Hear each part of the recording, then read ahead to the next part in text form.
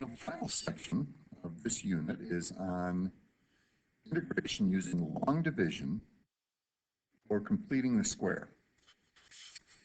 And if we are faced with having to find the integral of something that looks like this, and we don't have any kind of quotient rule for integrals.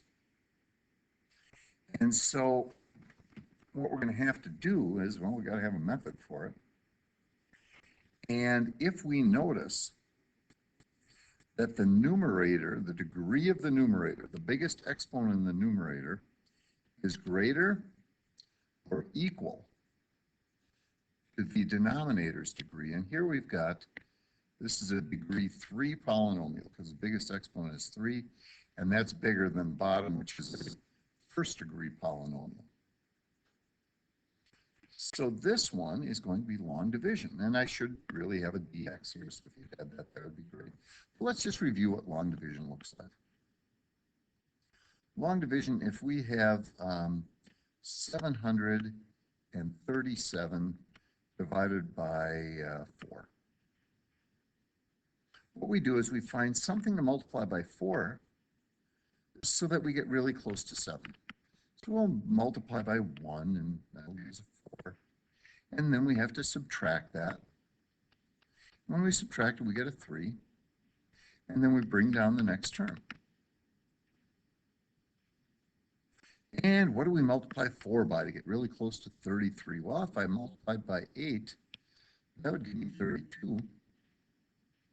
And again, I would have to subtract that away. Here, 1. Bring down my next term. Now, what do I multiply 4 by to get close to 17? And I'd say 4 is 16. And again, I do the subtraction, I get 1. So my answer is 184.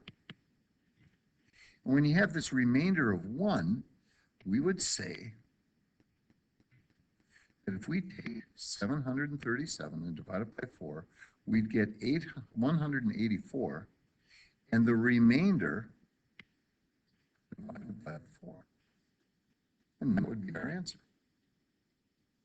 All right, so let's take a look at dividing polynomials.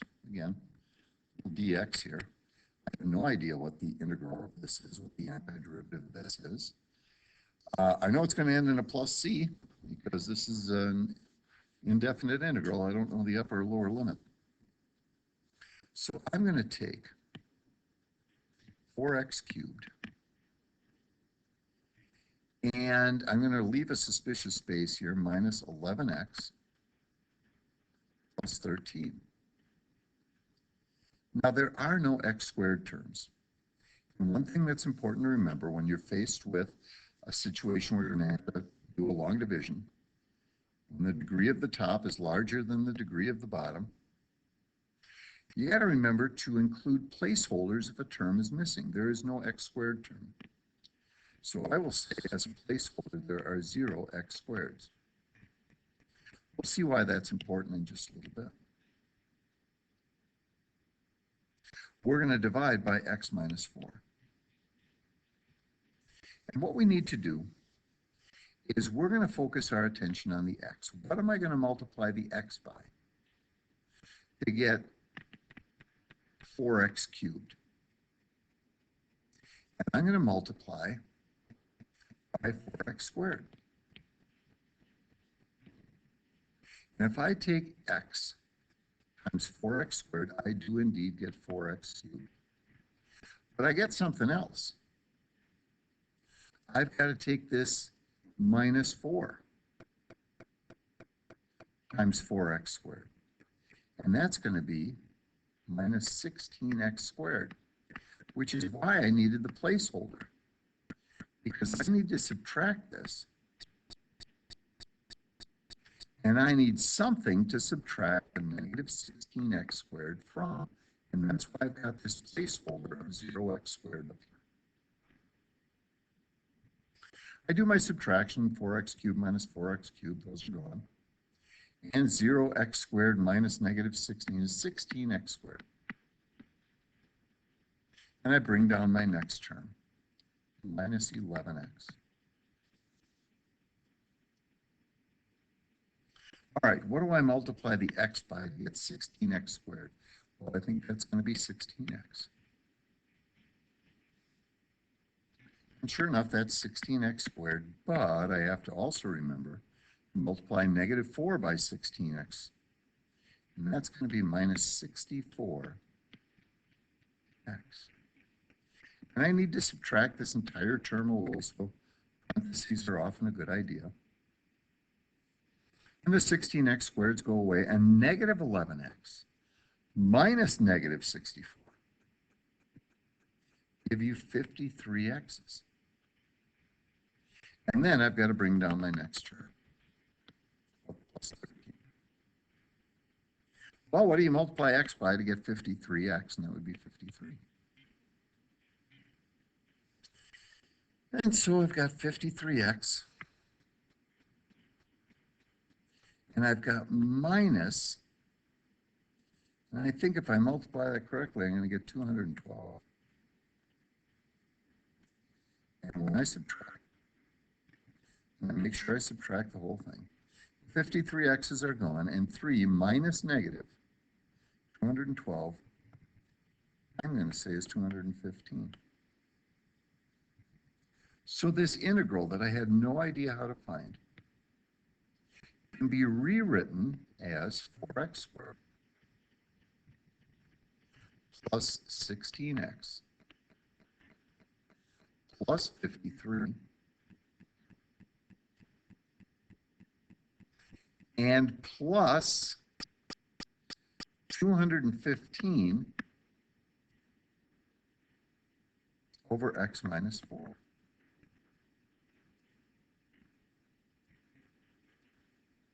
Now, can I find the antiderivative of these terms? Well, I think I get 4x to the third over 3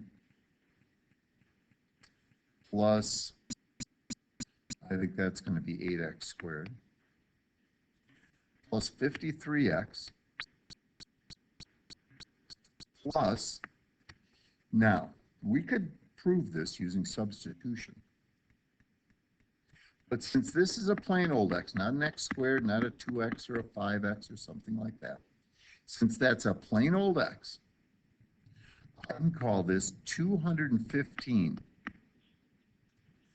natural logs, the absolute value of x minus 4. As long as that's an x to the first, this will be a natural log. Let's see. And that's how we can use long division to find the integral of a fraction, where the degree of the top is larger or possibly equal to the degree of the bottom. Okay, let's go and see another one. Degree of the top larger than the degree of the bottom. There's a 1 there. I forgot my dx again, so let's remember that. And let's try this. Now, I don't think I need any placeholders. I think everything's here. Plus 5x squared plus 12x plus 8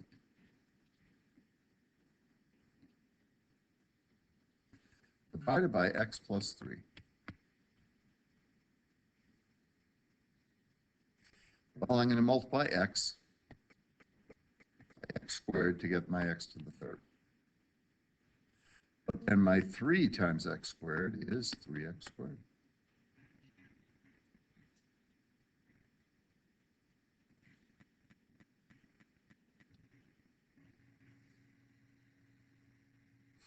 I'm going to do my subtraction.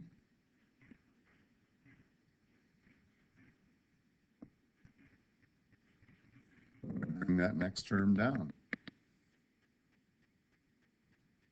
So x times 2x helps me eliminate that 2x squared. But then I also have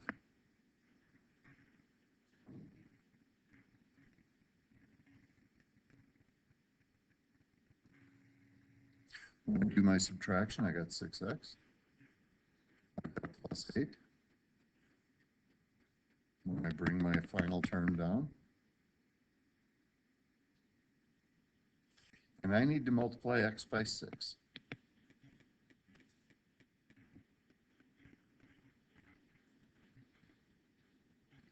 And when I subtract, I'm going to end up with a negative 10. So once I'm done with the long division, it's time to rewrite the integral. I can find the antiderivative of that, as well as that, as well as that. And this is going to be minus the remainder of 10 over the x plus 3.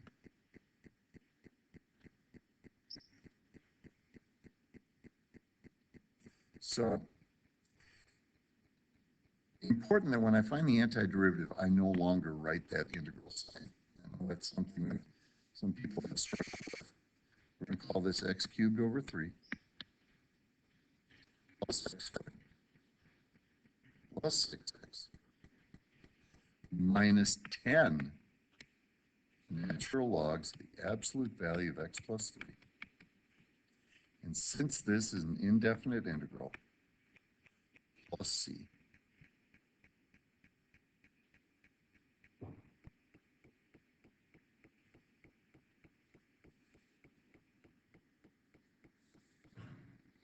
All right, so that's long division. That's when the degree of the numerator is greater than the degree of the denominator. Now we see some situations where we've got something called completing the square. And the completing the square, I'm not going to go into all of this stuff up here, but I do want to point some things out. If we're ever taking the integral, something in this form, hopefully this looks familiar to you.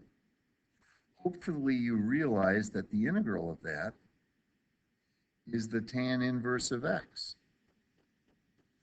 Because the derivative of tan inverse of x is this stuff. So the antiderivative of x squared plus 1, well, 1 over x squared plus 1, will be tan inverse. Same thing's going to be true. Take a look. If we can get something into this form right here, the integral of 1 over the square root of 1 minus x squared is sine inverse. These are the two inverse trig functions that you need to be able to find the derivative of. And if this is the antiderivative, that means that this is the derivative. So our goal is going to be to get things into this form right here, or into this form right here. We're only going to deal with tan inverse and sine inverse. And we're going to use a method called completing the square. All right, well, this first example right here, does not involve a square root, so I don't think this is sine inverse. If I've got something like this, and the degree of the denominator is greater than the degree of the numerator, can't simplify this. I'm thinking, since there's no square root, this is probably a tan inverse. And this is going to be a part of the video that you may have to revisit a few times as you're doing your homework. We're going to rewrite this thing as 1 over. And I'm going to group together this x squared minus 10x. And then I'm going to leave a suspicious space. And I'm going to put this plus 26 out here.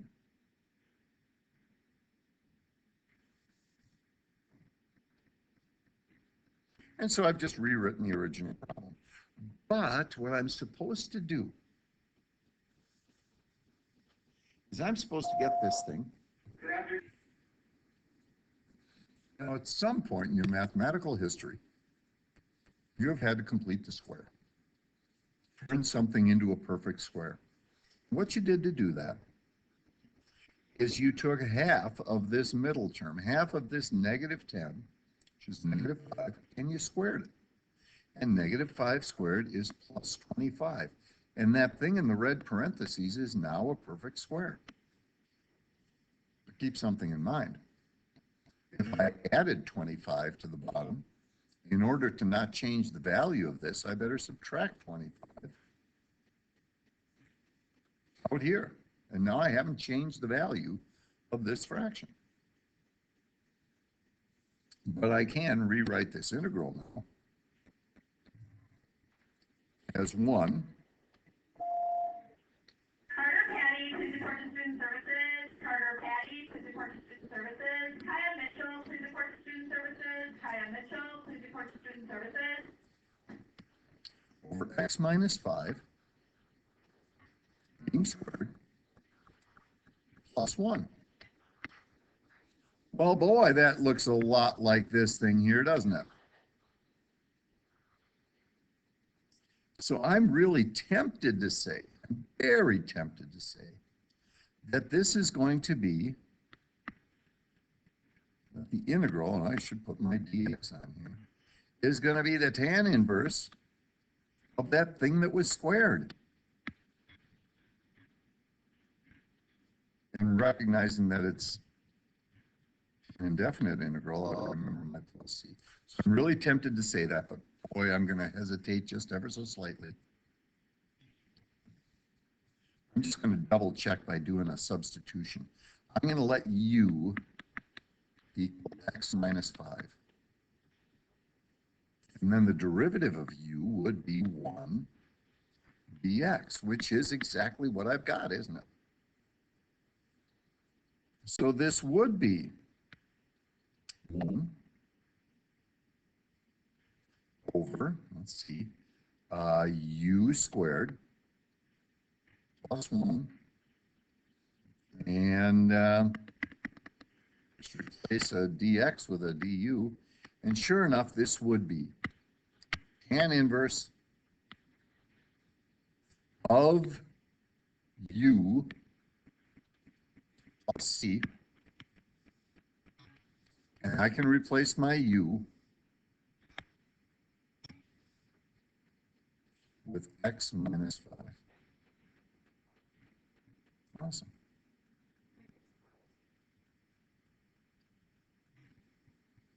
Okay. So, faced with a fraction, I got to find the integral. I can't simplify this at all. If there's a square root, I'm going to be really suspicious that this is going to turn into a sine inverse situation. If there's no square root, I'm really suspicious it's going to turn into an inverse situation. All right, let's go to our final slide. Now this has got a square root. I'm pretty suspicious this is going to be a sine inverse of the situation. But this negative x squared, that really kind of frosts my cupcake here. So I'm gonna rewrite this guy. 1 over, I'm going to put my dx on the end. And what I'm going to do, because I don't like a negative coefficient on the x squared, what if I factor out negative 1?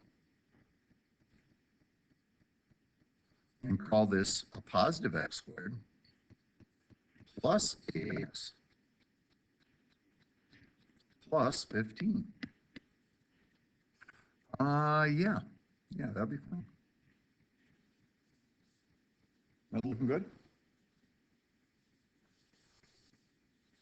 Because of this coefficient of negative 1, makes things a little more complicated. Might add a step or two. And again, this video might be something you have to refer back to. 1 over square root negative 1. Now I'm going to work on the completing the square thing. So I'm going to need not one parenthesis, but a second one. And inside this second one, I'm going to say I have this x squared I've got a plus 8x, and then I've got a suspicious space.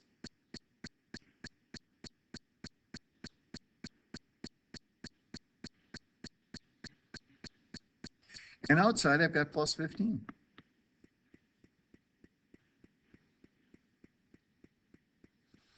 Now, what I'm going to need to do is to take half the middle term, and half of this is 4, and square it, and that's 16. Which means that here I have to subtract 16 so that I don't change the value of anything. And I better put my end parenthesis out here. So I haven't changed the value of anything. All right. I've got 1 over. It just seems to get longer and longer. And I've got square root. I've got -1. And inside these parentheses, I have this perfect square. This is small parenthesis x plus 4 being squared. And then the combination of these two like terms is -1.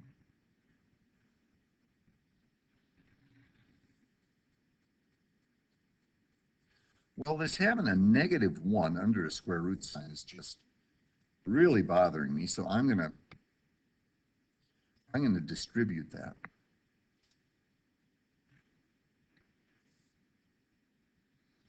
And if I distribute this, I could distribute it to the x plus 4 squared first, or I could distribute it over here first. I think what I'm going to get on the bottom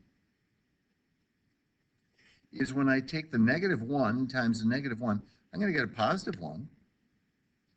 And this squared term is going to be negative.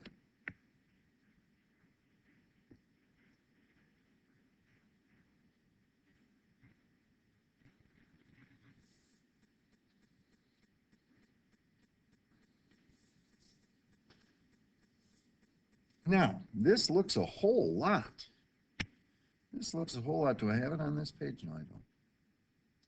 This looks a whole lot like this stuff over here, doesn't it?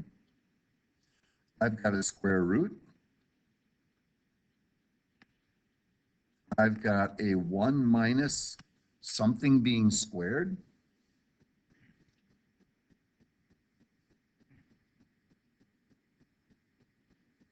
I think just to double check, because I'm very, very tempted to say that I think that this integral, I think the antiderivative is sine inverse of the thing that's being squared. But just to double check, I'm going to do a substitution. I'm going to let u equal x plus 4. I'm going to let du equal 1 dx, which is exactly what I've got. And so this integral becomes 1 over square root of 1 minus u being squared, and the dx gets replaced with a du. And so this is sine inverse of u plus c. And I will replace that u with x plus 4. Now, both times we really didn't need to do the substitution. However, those of you who choose to move on to BC Calc next year, we're going to be presented with situations where we will need to use some substitution. And so I just show it to you just to, first of all, verify that we were correct in our thinking, and to maybe plant a seed that, you know, in the future, we may not turn out with a real nice looking integral like this. that we can just jump to a solution. For right now, we can. All right, you've got a worksheet that you will practice these skills on.